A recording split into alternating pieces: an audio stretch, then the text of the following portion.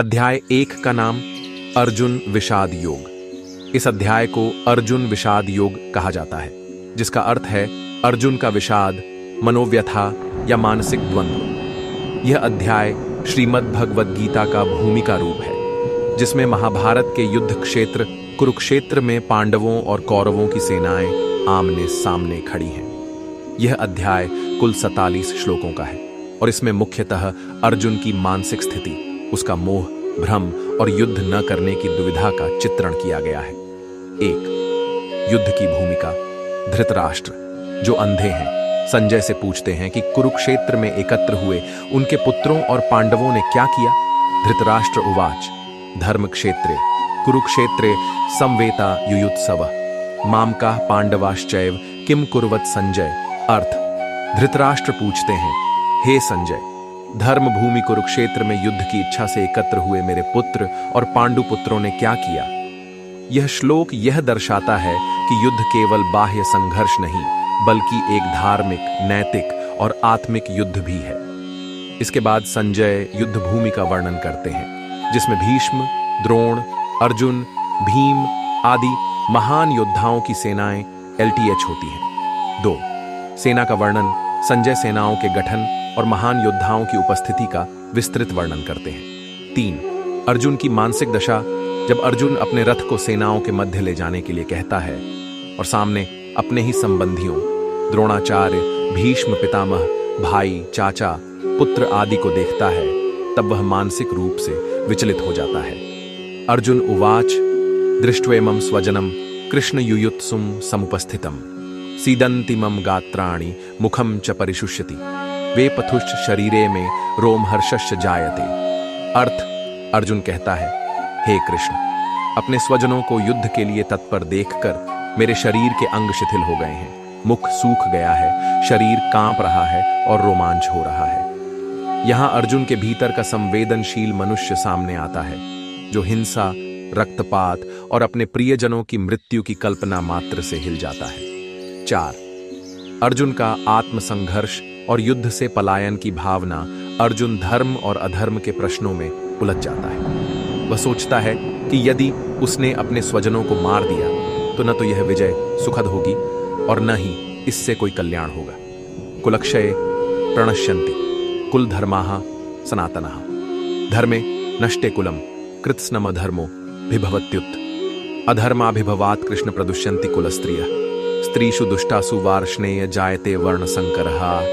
अर्थ, कुल के नष्ट होने से कुल धर्म नष्ट हो जाते हैं और धर्म नष्ट होने पर अधर्म का प्रभाव बढ़ता है।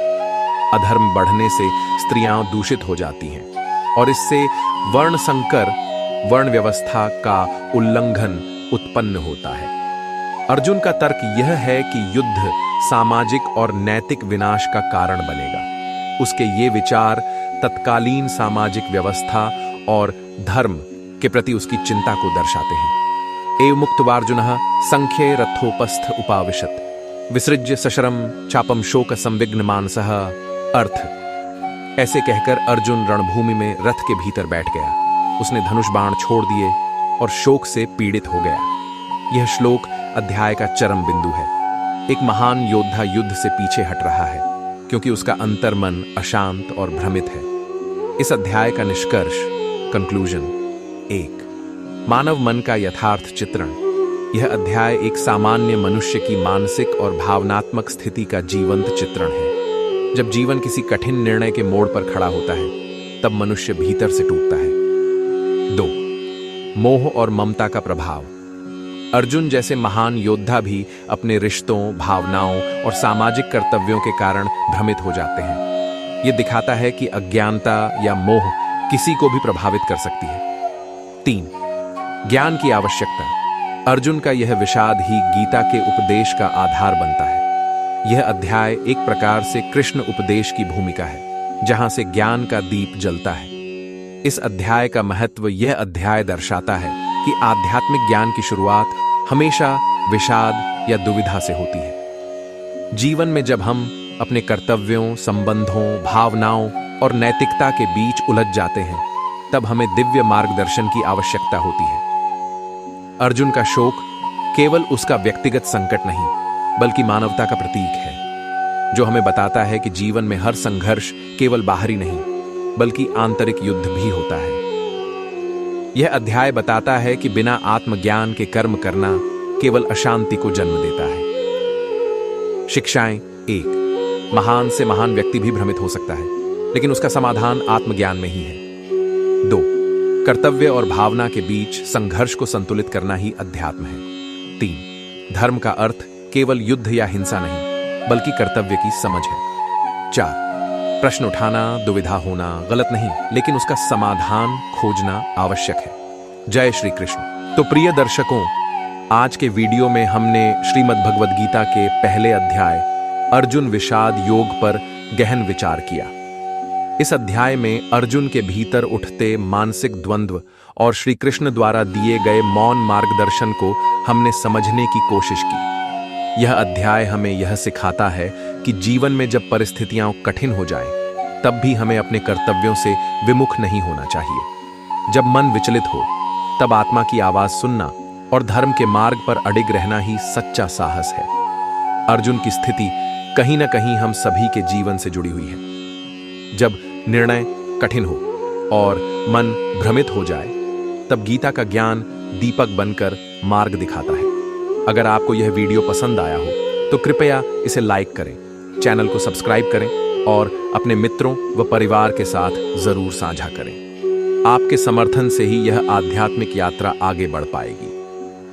और हाँ दोस्तों, कमेंट सेक्शन में जरूर बताइएगा कि इस अध्याय से आपको क्या सीख मिली। क्या आप कभी अर्जुन की तरह किसी दुविधा में फंसे हैं? क्या गीता के शब्दों ने आपको कुछ सोचने पर मजबूर किया?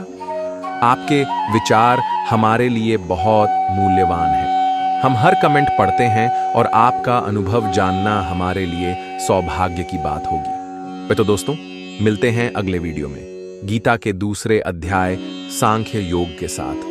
तब तक के लिए ध्यान रखें, आत्मा की सुने और कर्तव्य पथ पर चलते रहें। धन्यवाद और धन्यवाद आपके प्रेम व सहयोग के लिए। Thanks for watching. जय श्री कृष्ण।